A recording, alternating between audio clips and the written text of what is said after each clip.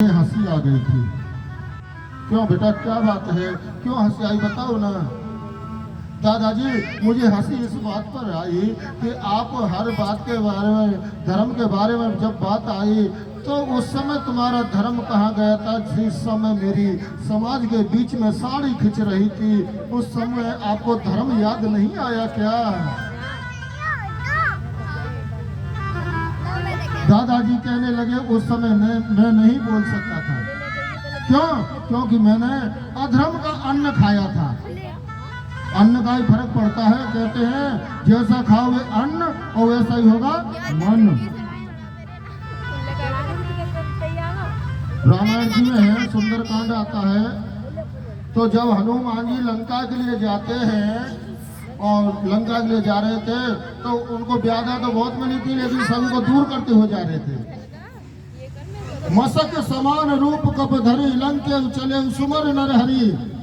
छोटा स्वरूप बना लिया, मच्छर का सा स्वरूप बना करके, और हनुमान जी प्रवेश करने लगे। नाम लंकनी एक निश्चरी, सो कह चले समोई निगरी। लंकनी मिली, कहने लगे अरे तू कौन है, कहाँ जा रहा है? कहने लगे मुझे नींद आ रही है, मुझे जाने दो। तो लंकनी कहने लगी, जाने नहीं मरम सट मोरा। अरे मूर्ख, मेरे मरम को नहीं जानता। जाने नहीं मरम सट मोरा, मोर आहार यहाँ लग चोरा। हनुमान जी चोर बता दी, बताओ। और जबकि हनुमान जी ने कुछ भी ना चुराया। हनुमान जी बोलेगी तो बहुत झूठ बोले। वो चोर बता रही है जो अभी तक मैंने कुछ नहीं चुराया, और जो सबसे बड़ा चोर लंका में बैठा है उसको क्यों नहीं खाया, जो सीता माता को चुरा करके ले आया।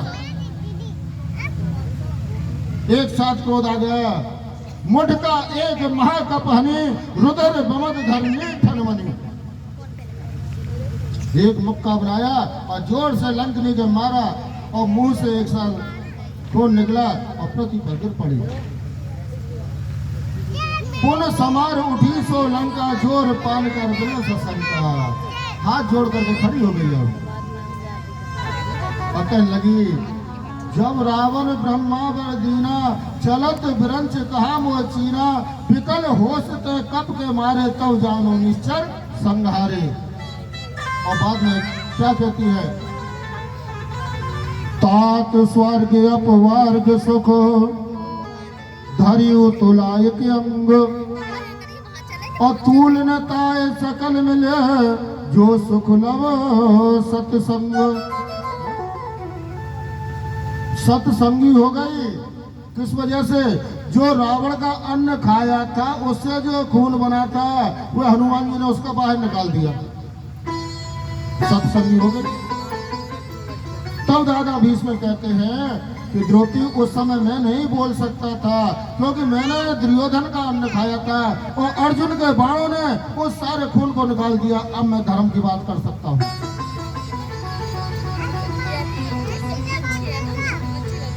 और तो यहाँ से आशीर्वाद लेकर के, ज्ञान लेकर के, और दादा भीष्म अपने धाम को चले जाते हैं।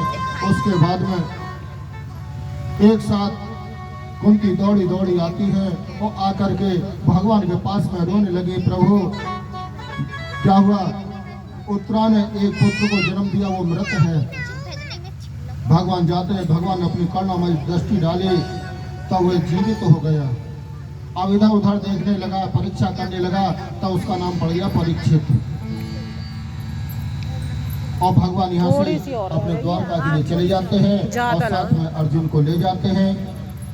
और यहाँ से आगे की जो कथा है, समय भी काफी हो गया है और कल करेंगे।